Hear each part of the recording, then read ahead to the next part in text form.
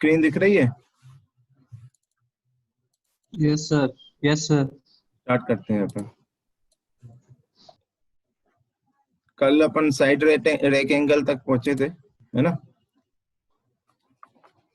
तो side rake angle में एक डाउट में फंस गए थे हम लोग, ये वाले डाउट में।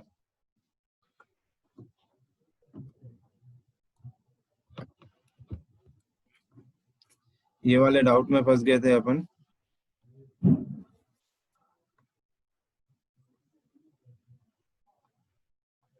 और भी लोग ऐड हो रहे हैं।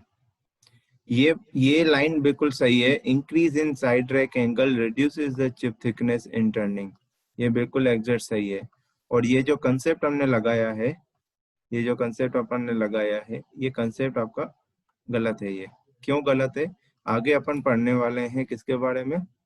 आगे orthogonal cutting and oblique cutting, दोनों में डिफरेंस होता है, उसके बारे में पढ़ने वाले हैं। एक्चुअली में क्या होता है, हम लोग अभी तक जो ये डायग्राम बनाते हैं, ये फॉर्मूला हमने ड्राइव किया है, ये वाला जो डायग्राम हमने ड्राइव किया है, सॉरी फॉर्मूला जो ड्राइव किया है वो ऑर्थोगोनल कटिंग के लिए ड्राइव किया है। यहाँ पे जो हमने ये जो डायग्राम जो बनाया था, इस डायग्राम की हेल्प से ये फॉर्मूला ड्राइव किया था हमने।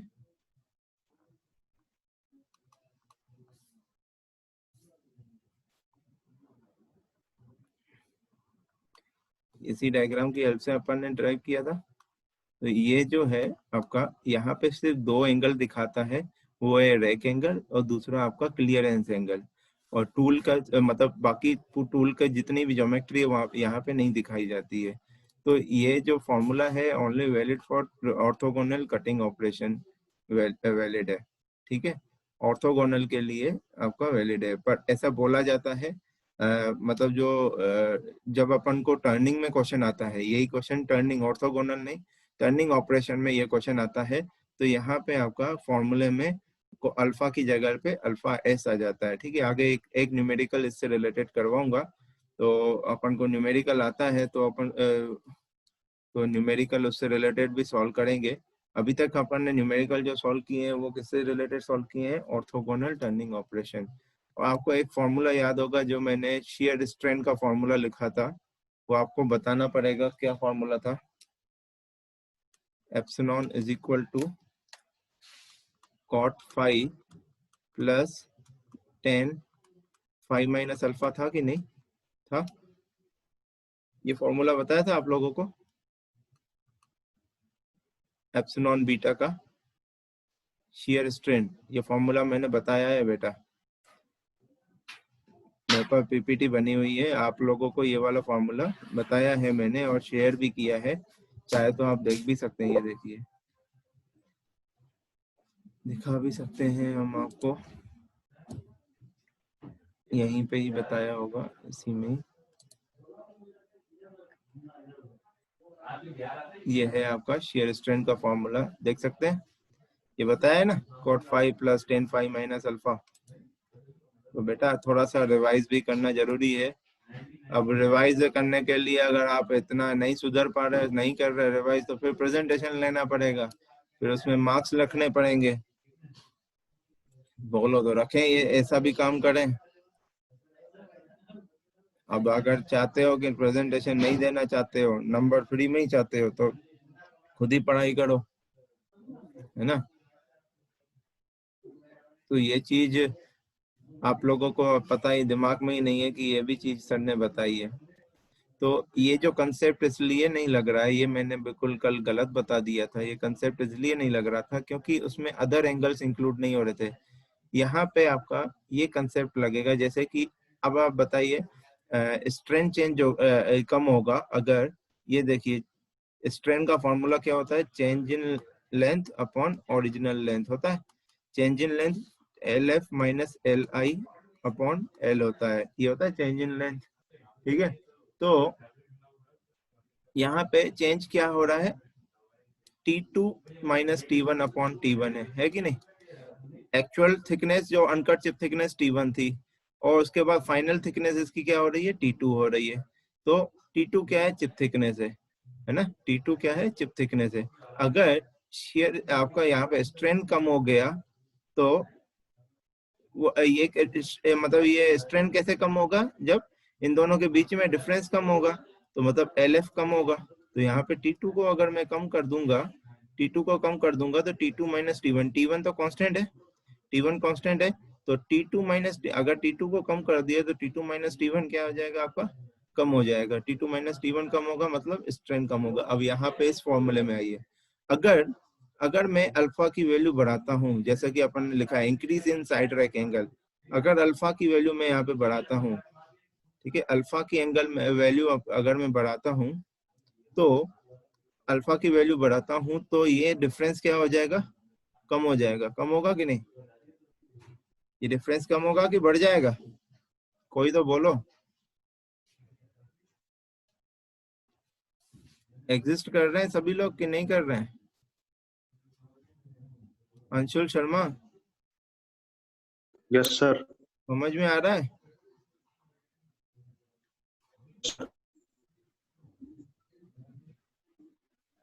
अरे आ रहा है कि नहीं आ रहा है?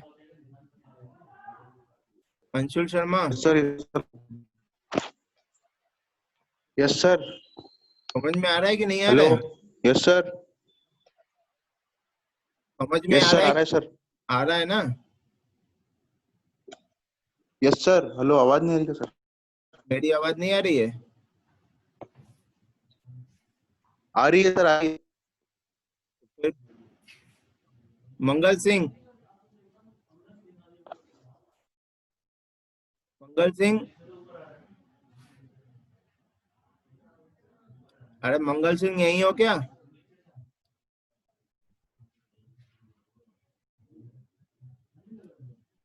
मंगल सिंह नहीं है क्या?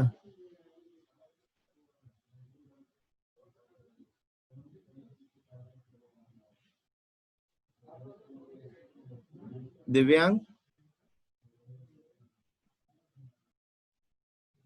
दिव्यांग, यस सर। आवाज आ रही है? जी सर। मंगल सिंह तो यही था, फिर रिमूव हो गया क्या? नहीं सर, मैं यही था सर, कंटिन्यू कर रहा हूँ। मंगल सिंह कहाँ है? मंगल सिंह, ये मंगल सिंह की आवाज थी क्या? नहीं सर, मैं बोल रहा हूँ सर, दिव्यांग। चलो छोड़ो, रहने दो। समझ में आ रहा है ना बेटा? तो जी सर। अगर अल्फा की वैल्यू बढ़ेगी तो ये आपका, अगर फाई कांस्टेंट है, फाई कांस्टेंट है, तो अल्फा की वैल्यू अगर बढ़ेगी तो ये डिफरेंस क्या हो जाएगा, कम हो जाएगा। डिफरेंस, अब टेन की वैल्यू, टेन के जो एंगल की वैल्यू कम होती है तो टेन की वैल्यू बढ़ जाती है कि कम हो जाती है, ये आपको पता है कि नहीं? भाई 1045 कितना होता है? 1। 1045 कितना कम होता हो है? जाती है। है?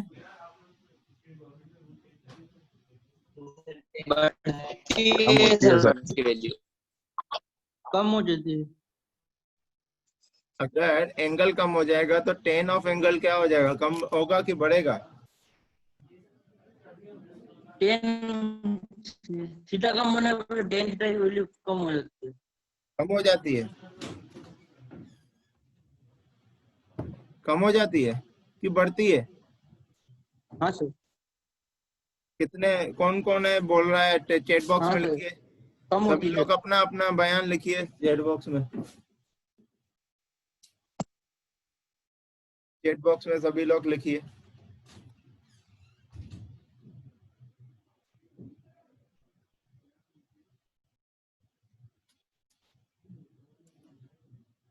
बेटा बोल रहा हूँ, चैट बॉक्स में लिखिए सभी लोग।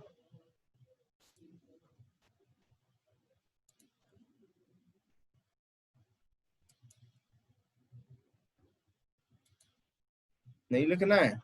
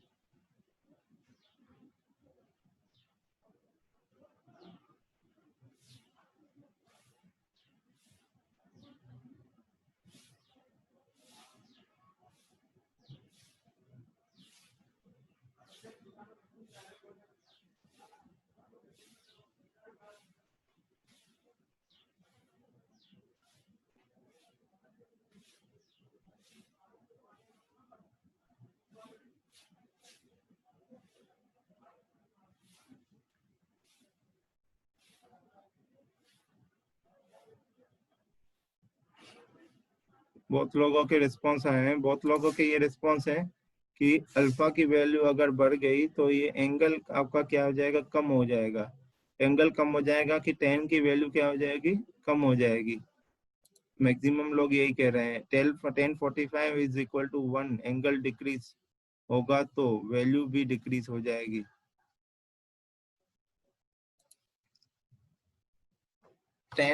आप 1045 के बाद देखिए 10 की वैल्यू बढ़ रही है कि कम हो रही है।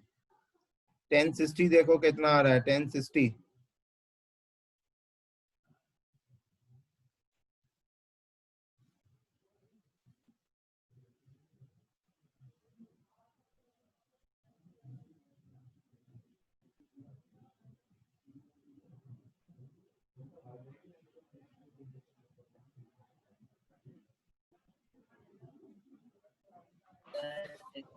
टेन 61.75 मतलब बढ़ रहा है ना, अल्फा की वैल्यू बढ़ने से, सॉरी एंगल की वैल्यू बढ़ने से 10 की वैल्यू बढ़ती है। तो एंगल की वैल्यू बढ़ने से 10 की वैल्यू बढ़ती है। अब यहाँ पे वैल्यू इंक्रीज हो रही। ओके बेटा अब लिखो मत, अब मत लिखो, है ना। अब अपन थोड़ा सा इस फॉर्मूले पे आते हैं। फाई कांस्टेंट है, अल्फा की वैल्यू बढ़ेगी, अल्फा की वैल्यू अगर बढ़ेगी तो कहीं मेरे को ऐसा लग रहा है ये हमने लाइन गलत लिखी है या क्या, समझ में नहीं आ रहा है। ये वाली लाइन शायद पर मैं कंफर्म करूंगा। अभी भी इस वाले फॉर्मूले से भी, इस वाले फॉर्मूले से भी क्या हो रहा है कि अल्फा बढ़ रहा है तो 10 5 माइनस अल्फा बढ़ जाएगा। 10 5 माइनस अल्फा बढ़ेगा, ये कांस्टेंट है तो ये भी बढ़ेगा, ये बढ़ेगा। तो अगर स्ट्रेन बढ़ रहा है तो T2 भी बढ़ना चाहिए। तो पर मैंने कहीं अपने नोट्स में लिखा हुआ है मेरे कि increase in side rack angle reduces the chip thickness in turning. ये आईईएस में के ऑब्जेक्टिव में एक बार क्वेश्चन आया हुआ है और उसमें आंसर लगा हुआ है ये वाला। तो ये मेरे को भी बेटा डाउट हो गया है, इसको कंफर्म करके ही बता सकते हैं। पर कंसेप्ट दोनों ही है, इन दोनों में से ही कंसेप्ट लगेगा, ये कंफर्म है। तो इसको स्टार्ट मार्क कर देना आप लोग। इसको मैं कंसेप्ट को आगे और किसी से कंफर्म करके, अपने जो फैकल्टी हैं उनसे कंफर्म करके आप लोगों को ये चीज बताऊंगा, ठीक है ना। साइड रैक एंगल को आप स्टार मार्क कर देंगे, ये वाला कंसेप्ट आपको बताना है क्योंकि ये आईईएस के एग्जाम में आ चुका है, इंडियन इंजीनियरिंग सर्विसेज एग्जाम में ये क्वेश्चन आ चुका है। और उसमें जो मेडिसी की बुक है उसमें आंसर जो दिया हुआ है रिड्यूसेस द चिप थिकनेस दिया हुआ है इन टर्निंग, ठीक है। तो इसीलिए ये डाउट हो गया है मेरे को भी, आपको भी डाउट में डाल दिया। तो इसको क्लियर जरूर करेंगे अपन, ठीक है। आगे बढ़ते हैं, अभी एंड रिलीफ एंगल की बात करते हैं। एंड रिलीफ एंगल जैसे अपन ने क्लियरेंस दे रहे थे, ये कहाँ थे अपन, रिलीफ एंगल क्या करता है, ये रिलीफ एंगल जो आता है वो क्या करता है, to avoid the rubbing between tool and the workpiece. मतलब avoid the rubbing between tool and workpiece. जैसे यहाँ पे बात करें तो अगर यहाँ पे क्लियरेंस था, ये क्लियरेंस एंगल था, यहाँ पे भी यही बोला गया था कि टूल और वर्कपीस जो है एक दूसरे के कांटेक्ट में यहाँ पे होते हैं, ठीक है। अगर ये वाला जो फेस आपको दिख रहा है, जो फ्लैंक है, वो यहाँ पे ना होके वर्कपीस पे होता तो दोनों के बीच में रबिंग होती कि नहीं होती? बिल्कुल होती। तो हम क्या चाहते हैं कि टूल की टिप कांटेक्ट में आए, ना कि पूरा टूल का फेस कांटेक्ट में आए या फिर फ्लैंक कांटेक्ट में आए। अगर ये वाला एंगल अपन ने नहीं दिया, ये आपको गामा दिख रहा है आपको, तो ये आपको गामा जो दिख रहा है एंगल, ये अगर 0 हो गया तो ये वाली लाइन आपकी कहाँ चली जाएगी? इधर आ जाएगी, ये वाली लाइन पे। किस पे ओवरलैप करने लगेगी? आपका वर्कपीस पे ओवरलैप करने लगेगी। अगर वर्कपीस पे ओवरलैप करने लगेगी तो दोनों के बीच में क्या होगा? रबिंग होगी। तो अब ये जो एंगल है, दो एंगल से मिलके बना हुआ है। वो दो एंगल कौन से हैं? एंड रिलीफ एंगल और साइड रिलीफ एंगल। ठीक है, and relief angle and side relief angle. तो एंड रिलीफ एंगल क्या है? इधर देखा था अपन ने एंड रिलीफ एंगल, यहाँ पे देखते हैं। एंड रिलीफ एंगल यहाँ पे देखिए क्या है। एंड रिलीफ एंगल कहाँ पे पता चलता है? जब section perpendicular to the base and parallel to the length of the tool हो। तो आपकी डेफिनेशन में ये तो जरूर होना चाहिए जब एंड रिलीफ एंगल लिखेंगे। Usually measured on the section perpendicular to the base and parallel to the length of the tool। और होता क्या है? ये देखिए यहाँ पे, ये देखिए, ये आपका यहाँ पे ये फ्लैंक है, ये फेस है, ये फ्लैंक है, ये फेस है। तो फ्लैंक और रेफरेंस लाइन आपको ये दिख रही है, वर्टिकल लाइन जो दिख रही है, जो बेस के परपेंडिकुलर है। ये लाइन बेस के परपेंडिकुलर है।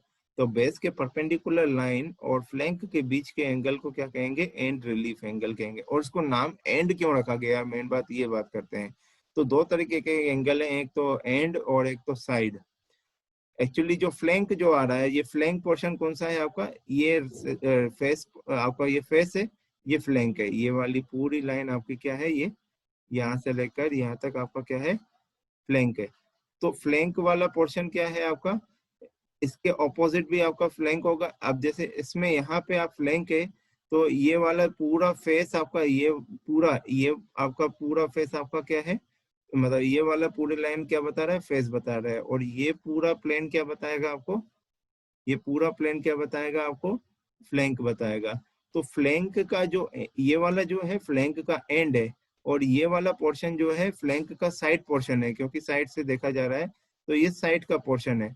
तो इसीलिए जो एंड से एंगल बना रहा है, ये एंड से जो एंगल, ये एंड है, इसका एंड पॉइंट है, ये नोज है, ये एंड पॉइंट है। एंड पॉइंट से एंगल बना रहा है, एंड पॉइंट से एंगल बना रहा है, इसीलिए इसको नाम रखा गया एंड रिलीफ एंगल। और साइड से एंगल बना रहा है तो इसको साइड रिलीफ एंगल दिया गया नाम। ठीक है, दोनों ही एंगल जो बन रहे हैं वो किससे बन रहे हैं आपके? दोनों किसकी हेल्प से बन रहे हैं? फ्लैंक और रेफरेंस लाइन जो आपकी परपेंडिकुलर टू द बेस है उसके बीच में बन रही है। तो फाइनली डेफिनेशन हो जाती है, it is the angle between portion of the end flank, लिखा भी हुआ है, portion of the end flank immediately below the end cutting edge. Immediately below the end cutting edge. Cutting edge कहाँ है आपको पता है? ये कटिंग एज कौन सी होगी यहाँ पे?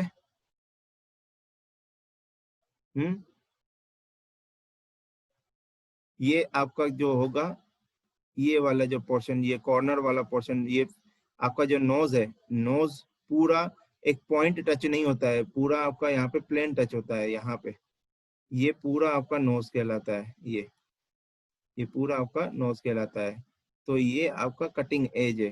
कटिंग एज के जस्ट बिलो, कटिंग एज के जस्ट बिलो बोल रहे हैं, just below the, immediately below the cutting and cutting edge, immediately below the end cutting edge. तो कटिंग एज ये है, और इसके बिलो आपकी ये आपकी आपको क्या हो गया? एंड फ्लैंक हो गया, फ्लैंक का एंड वाला पोर्शन हो गया, इसीलिए इसका नाम रखा गया and cutting, sorry and relief angle. ठीक है, कटिंग एज भी देख लें, साइड कटिंग एज आपकी कौन सी है? ये वाली साइड कटिंग एज है। और एंड कटिंग एज कौन सी है आपकी? एंड कटिंग एज कौन सी है? ये साइड कटिंग एज है, ये एंड कटिंग एज है। ये वाली एंड कटिंग एज है, ये साइड कटिंग एज है। ठीक है, साइड कटिंग एज के साथ आपको क्या मिलेगा? साइड रिलीफ एंगल मिलेगा। साइड कटिंग एज के साथ एंड कटिंग एज के साथ आपको क्या मिलेगा? एंड रिलीफ एंगल मिलेगा। ये चीज बहुत ही कॉम्प्लिकेटेड होती है, बिल्कुल आपको दिमाग में। मैंने क्या किया था बेटा, आपको मैं सजेशन दूंगा। मैंने क्या किया था एक बार मैं बता देता हूँ। मैं क्या करता था, यहाँ पे मैं बना के दिखा रहा हूँ एक बार।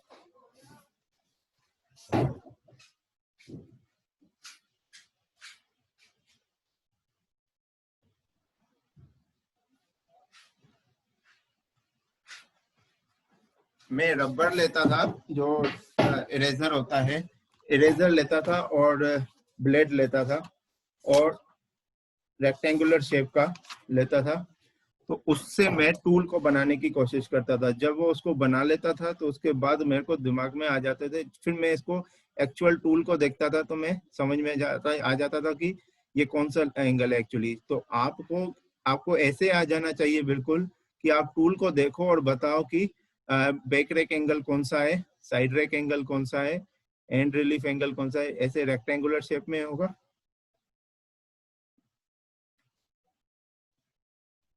सारे एंगल मैं बना भी देता हूँ, आप जैसे कोशिश करें। तो जैसे मेरे को अगर ये वाला फेस जो दिख रहा है, ये वाले फेस को मैं नीचे ऐसे कट करूं, इस वाले फेस को मैं ऐसे कट करूं,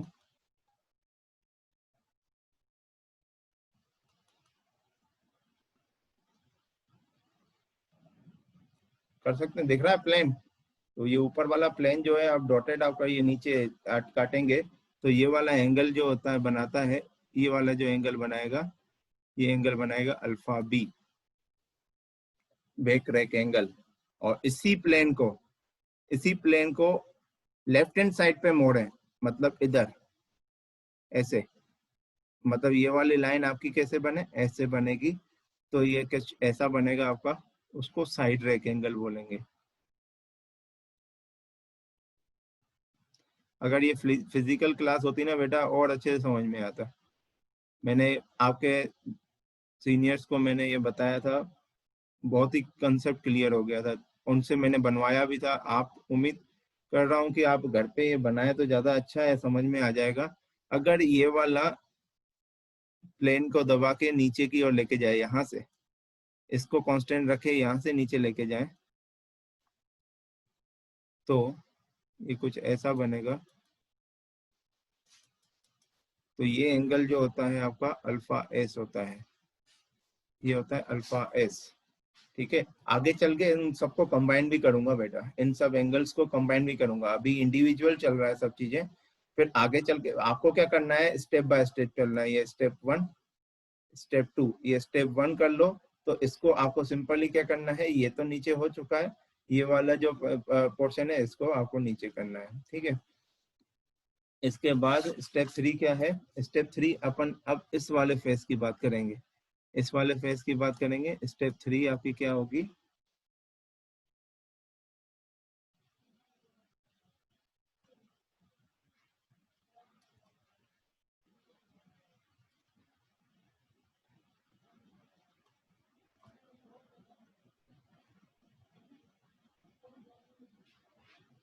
स्टेप 3 में अपन क्या करेंगे, अपन इसको अंदर की ओर दबाएंगे, इस वाले प्लेन को यहाँ पे कांस्टेंट रखे, इस वाली लाइन को अंदर की ओर दबाएंगे तो ये लाइन कुछ ऐसे बनेगी।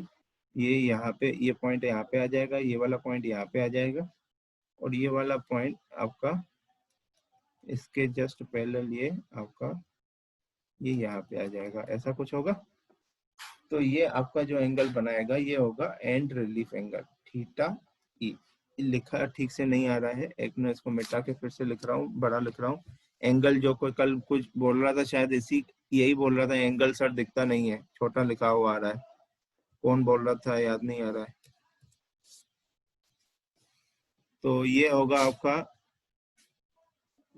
आपका थीटा ई, ये वाला एंगल थीटा ई।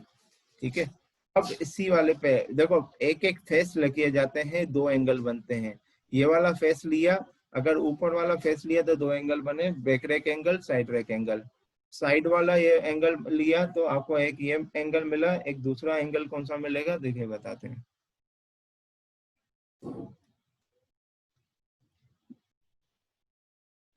इससे आपकी डेफिनेशन दिमाग में नहीं आएगी बेटा, ये बता देता हूँ। डेफिनेशन दिमाग में रखनी है तो वो याद दिमाग में रखने पड़ेंगे। एक्चुअल में आपके जो आपको फॉर्म एग्जाम में जो बनाना है डायग्राम, वो ये डायग्राम बनाना है, ये वाला।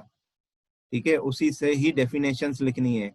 ये आपको सिर्फ इसलिए बता रहा हूँ जैसे आप टूल को देखें और देख के बताएं कि ये एंगल कौन सा है। कोई भी जैसे आपसे मान लो वाइवा में पूछ रहे हैं कि भाई बताइए कि इसमें आपको आपके सामने टूल रख दें और बोले कि बताइए कि यहाँ पे आपका एंड रिलीफ एंगल कहाँ पे दिख रहा है, तो आप बता सकें, इसके लिए ये चीज बता रहा हूँ मैं, ठीक है।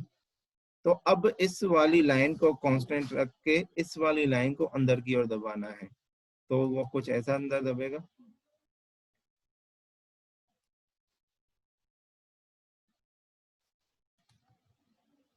ऐसा कुछ होगा। तो ये एंगल है आपका सीई, ये सीई, सीई क्या है, एंड कटिंग एज एंगल, ठीक है, ये फोर्थ। तो अगर ये वाला फेस की बात करेंगे, ये वाले फेस पे को अगर अपन कट करेंगे तो हमें कौन से एंगल मिलेंगे, एंड रिलीफ एंगल मिलेगा और एंड कटिंग एज एंगल मिलेगा।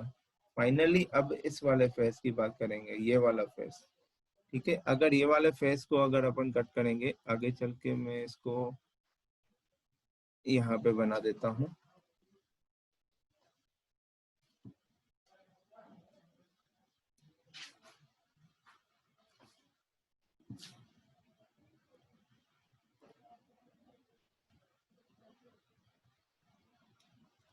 इरेजर और ब्लेड से जरूर ट्राई करना बेटा, मेरा टाइम जो है यूटिलाइज हो जाएगा ये वाला, जिससे बता रहा हूँ इसलिए क्योंकि आप बनाओ, ठीक है। अब इस वाले फेस को लेके ये वाली लाइन को वहीं रख के इस वाली लाइन को अंदर की ओर लेके जाएंगे, तो ये कुछ ऐसा हो जाएगा,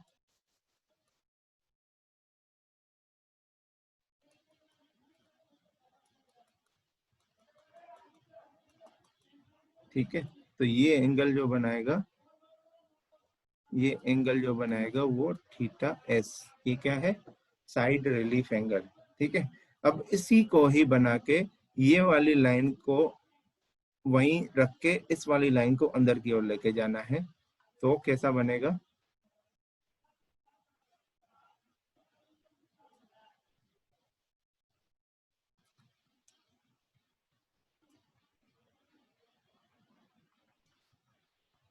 अटेंडेंस लगा लीजिए सभी लोग, अटेंडेंस लगा दीजिए सभी।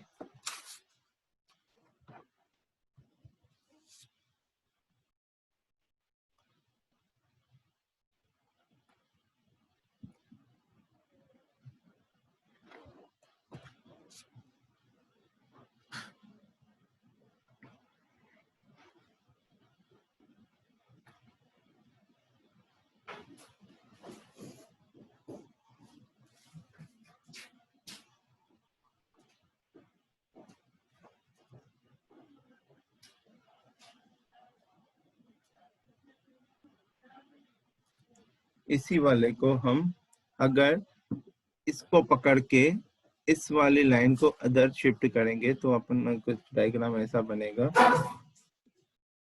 ये पॉइंट आपका यहाँ पे चला जाएगा, तो ये कुछ ऐसा हो जाएगा,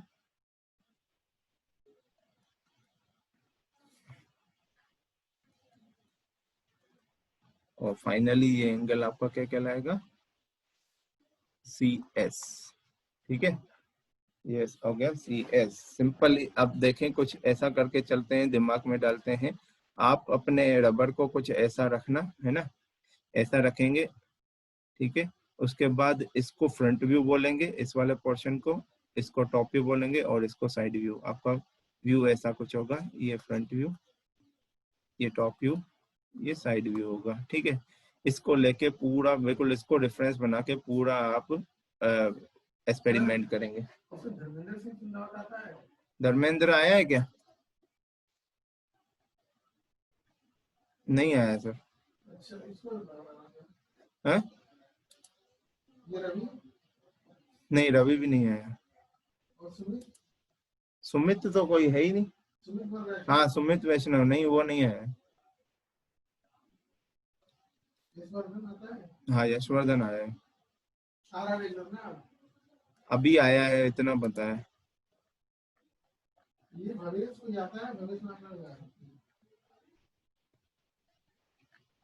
बाद में पूछ लेना सर, अभी क्लास के बीच में पूछ रहा हूँ। अरे तो मैं अटेंडेंस ले लिए बता दूंगा ना मैं बाद में। हाँ, अभी क्लास के बीच में डिस्टर्ब हो जाएगा।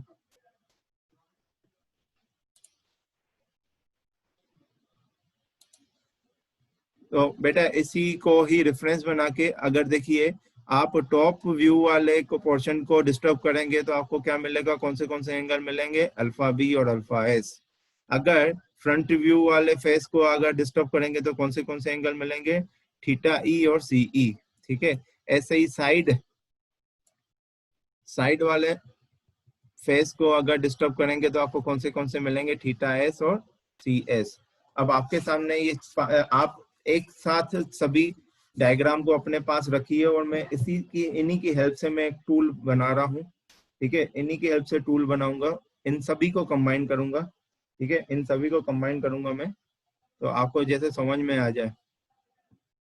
अब मैं पूरा डॉटेड क्यूबॉइड बनाऊंगा।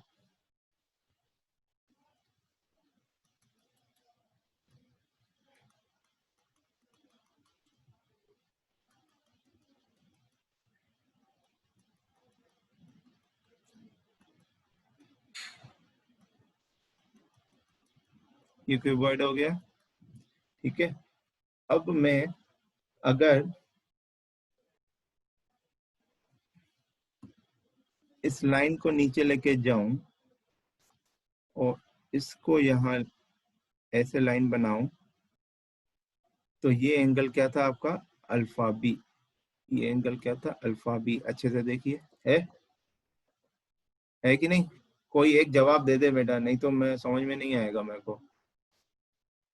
ये है ऊपर वाली फेस को ऊपर से यस सर। यस आप सर। अच्छे से देखिए यहाँ पे, ये देखिए ये वाला एंगल अल्फा बी, तो ये वाला भी एंगल अल्फा बी। मैंने क्या किया, ऊपर वाली लाइन को मैंने यहाँ से यहाँ पे लेके गया, तो ये क्या हो गया आपका अल्फा बी। अब मैं क्या करूंगा, इस वाले पॉइंट को इधर लेके आऊंगा तो वो हो जाएगा अल्फा एस। इधर से देखना अच्छे से। अब ये पॉइंट आपका यहीं पे है। ठीक है, अब इसकी नई पोजीशन ये है, तो यहाँ से इसको ऐसे लाइन बनाएंगे तो ये क्या हो जाएगा आपका, ये क्या हो जाएगा अल्फा एस। अच्छे से देखिए, है कि नहीं? ये कुछ ऐसा लग रहा है, ये वाली लाइन आपकी फिक्स है, इसको यहाँ, और ये वाली लाइन फिक्स है। इस वाली लाइन को फिक्स करके यहाँ से दबाया है, इस वाली लाइन को फिक्स करके यहाँ से दबाया है, तो ये बिल्कुल आपका ये निब बन गई, कॉमन निब बन गई कि नहीं? आगे बढ़े आगे यस बेटा। सर। Yes sir. यस आगे सर। बढ़ते हैं, अब दूसरे वाले पे चलते हैं। धीरे धीरे करके बनाएंगे, बहुत कॉम्प्लिकेटेड रहता है बेटा, तो इसको थोड़ा सा आराम से बनाएंगे, ज्यादा सही रहेगा। अब इस वाली फेस की बात करते हैं, इस वाले फेस की बात करते हैं।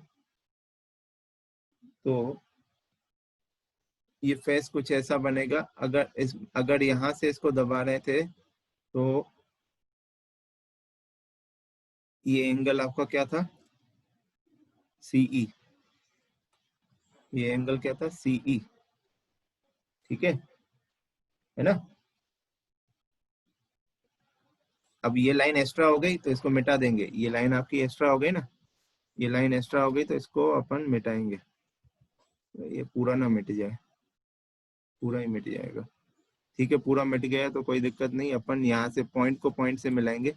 अब अपनी यही नई पोजीशन मिली है इसकी, तो यहाँ पॉइंट से अपन इस पॉइंट को मिला देंगे, तो आपका ऐसा हो जाएगा। ठीक है, आया समझ में? ठीक है, तो अब आपका क्या है सिस्टम,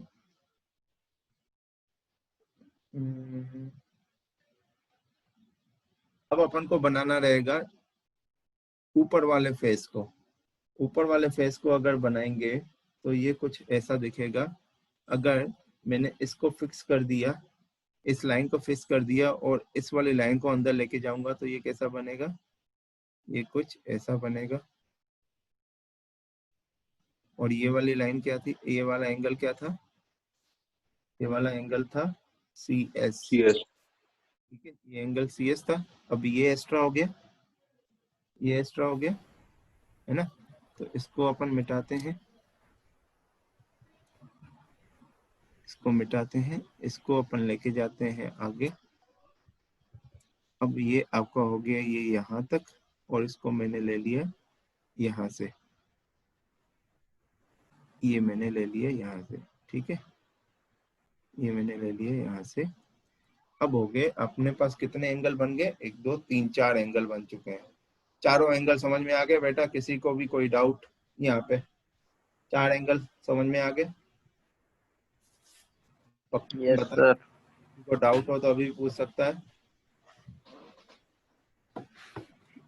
किसी ने मैसेज किया है?